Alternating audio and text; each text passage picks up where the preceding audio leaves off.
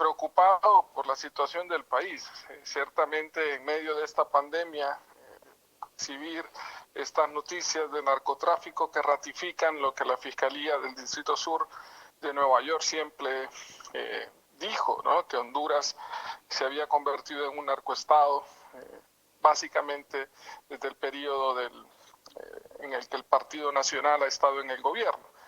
Yo creo que aquí lo que tenemos que pensar seriamente, y lo voy a decir con toda la seriedad, partidos políticos, gremios, sociedad civil, empresarial, etcétera, en una transición. Es insostenible que Juan Hernández siga en el poder porque más temprano que tarde va a enfrentar acusaciones por parte de la Fiscalía del Distrito Sur de Nueva York y definitivamente a esta pandemia no le podemos agregar una crisis política, puesto que llevaría a una crisis social de consecuencias inimaginables. Creo que es momento de pensar en una transición y hacerla en el marco de la ley, ¿no? Y en función de eso, que las autoridades en Estados Unidos y que todo el proceso siga, que se respete el principio de presunción de inocencia, pero que cada quien tenga que resolver sus problemas, pero no se lleve al país de encuentro. En el marco de la ley, ¿será el Congreso Nacional amparado en el artículo 205 de la Constitución? Amparado en lo que establece la ley, ya están establecidas cuando hay inhabilidad de quien ejerce la presidencia de la República y debe pensarse ya en eso porque está a la vuelta de la esquina, reitero, está más cerca que lejos el hecho de que se presenten acusaciones hacia Juan Hernández por parte de la Fiscalía del Distrito Sur. Recuérdese que estas acusaciones hacia el Tigre Bonilla son en función, en nombre de Tony Hernández y su hermano, actual presidente de la República, así lo dice la Fiscalía del Distrito Sur, o sea que actuó en nombre de, ¿no? Entonces, es eminente que vendrán acusaciones en contra de Juan Hernández. ¿Se pone en riesgo la estabilidad democrática del país con estas acusaciones? Claro, imagínense un presidente en funciones siendo acusado por tráfico de cocaína, tráfico de armas, lavado de activos, o sea, no es cualquier cosa, son delitos mayores. ¿Okay?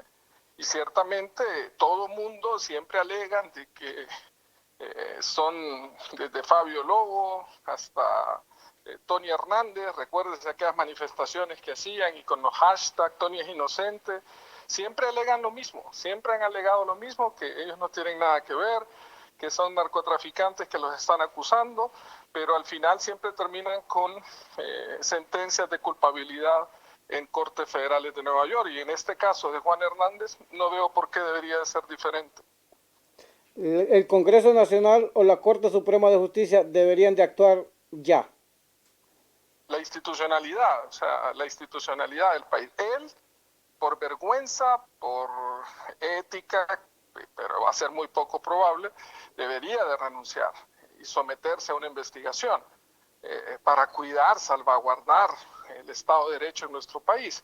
Pero no lo va a hacer, o sea, sabemos que no lo va a hacer. Ellos han manejado bajo sus voceros el esquema de que todo es mentira, y lo han dicho así desde, reitero, desde Fabio Lobo, desde Tony Hernández, pero creo que aquí hay que salvar al país, salvar el Estado de Derecho.